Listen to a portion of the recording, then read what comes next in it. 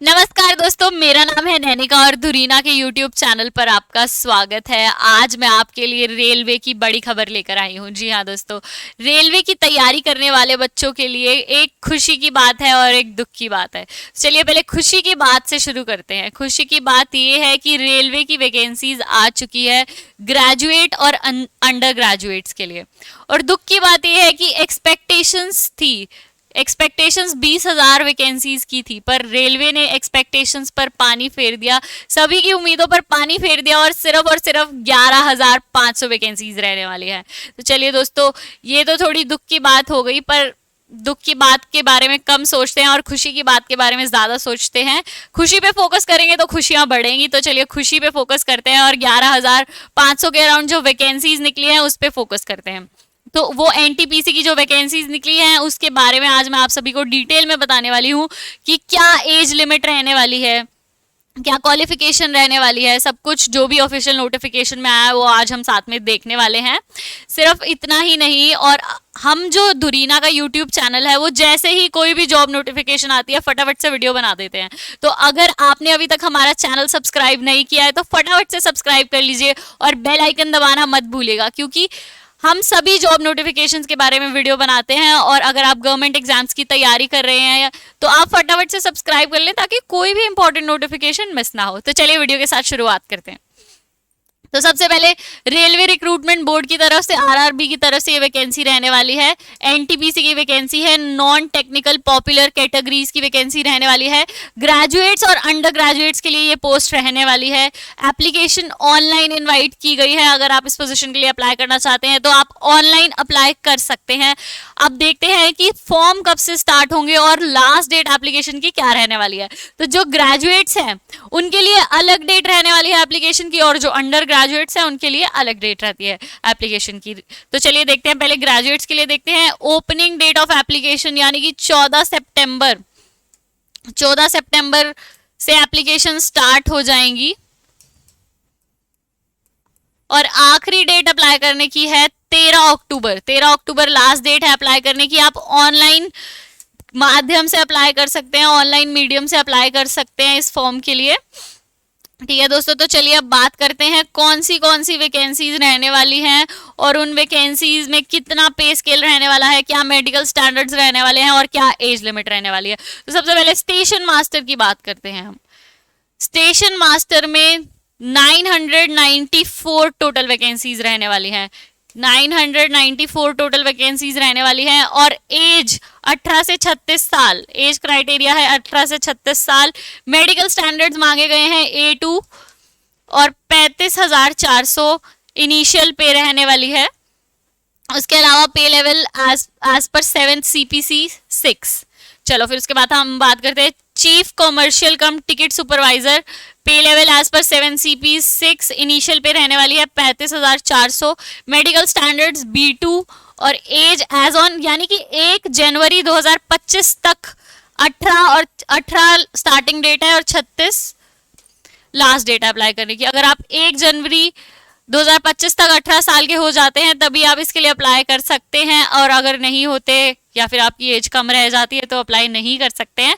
But अगर आप 36 के भी मतलब 18 से 36 के बीच में होते हैं तो आप इस डेट को कंसीडर करके एज क्राइटेरिया देखा जाएगा। ठीक है, उसके बाद बात करते हैं गुड्स ट्रेन मैनेजर में 29,200 इनिशियल पे रहने वाली है। मेडिकल स्टैंडर्ड्स A2, 18 से 36 साल, सेम सबकी 18 से 36 साल एज रहने वाली है और 3,144 टोटल वैकेंसीज रहने वाली है। देखिए सबसे ज्यादा वैकेंसीज रहने वाली हैं ग्रेजुएट्स में से।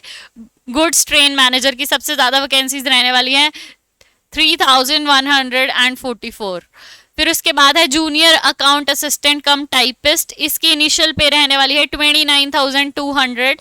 मेडिकल स्टैंडर्ड्स रहने वाले हैं C2, 18 to 36 अगेन। उसके बाद इसकी वैकेंसीज हैं 1507 वैकेंसीज। उसके बाद सीनियर क्लर्क कम टाइपिस्ट की 5 पे लेवल एज पर 7CP और उसके बाद 29,200 इनिशियल पे रहने वाला है। मेडिकल स्टैंडर्ड C2 अगेन और 18 to 36 एज लिमिट फिर से उसके बाद वैकेंसीज रहने वाली है 732, यानी कि टोटल ग्रेजुएट्स के लिए जितनी वैकेंसीज रहने वाली है वो रहने वाली है 8113। 8113 वैकेंसीज रहने वाली हैं ग्रेजुएट्स के लिए। अपर age limit includes relaxation of 3 साल। अपर एज लिमिट 3 साल की रिलैक्सेशन इंक्लूड करती है, इसमें इंक्लूडेड है ऑलरेडी। ये ऐसा इसलिए है क्योंकि कोविड-19 की वजह से ऐसा पहले 33 होता था, एज लिमिट होती थी 18 से 33 साल, पर इस बार 3 साल ऑलरेडी रिलैक्सेशन इसमें इंक्लूडेड है, इसलिए 18 से 36 है।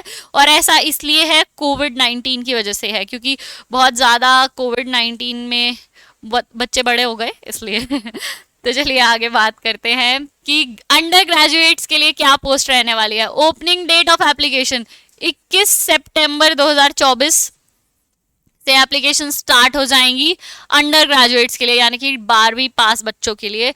उसके बाद क्लोजिंग डेट सब of for submission of application 20/10/2024, यानी कि 20 अक्टूबर 2024।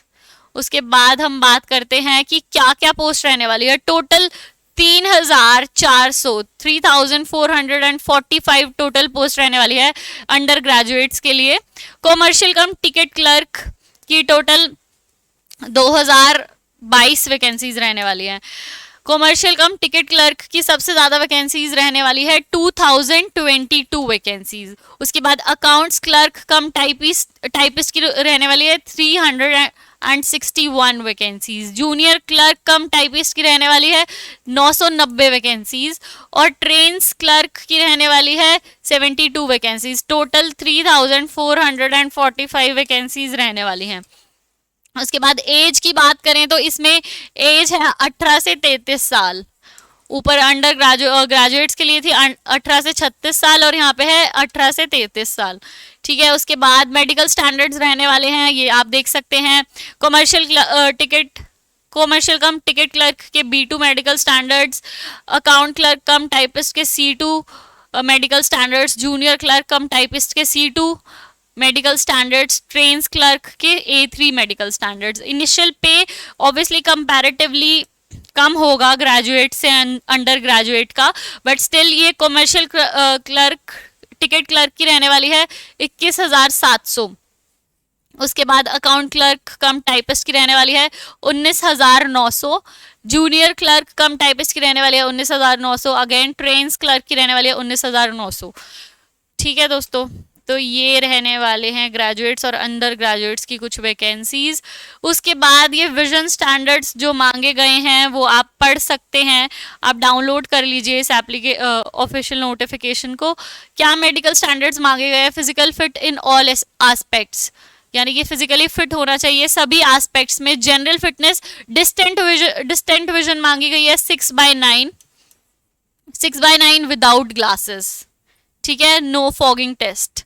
नियर विजन मांगी गई है SN 0.6 without glasses and must pass test for colour vision, यानी कि कलर ब्लाइंड नहीं होना चाहिए कैंडिडेट।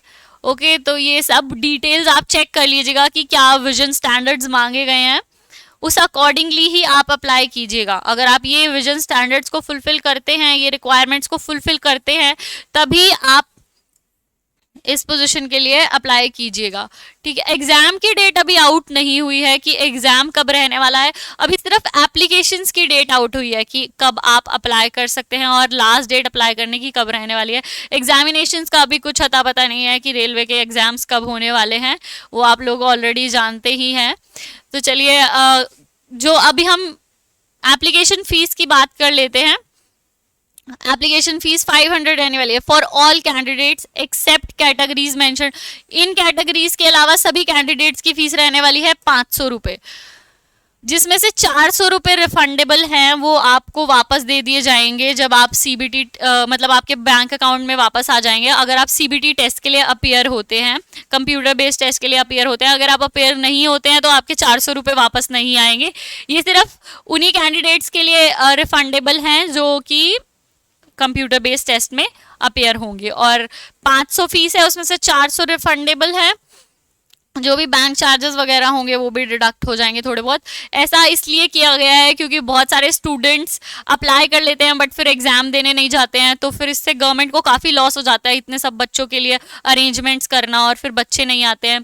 तो इसीलिए ऐसा इसलिए किया गया है ताकि मतलब थोड़ी अगर हाई फीस होगी तो कम चांसेस होंगे कि जिन बच्चों को यानी एग्जाम के लिए अपेयर नहीं होना वो अप्लाई करेंगे। तो इसलिए थोड़ा फीस को ज़्यादा कर दिया गया है, बट लेटर ऑन वो फीस आपको रिफंड कर दी जाएगी।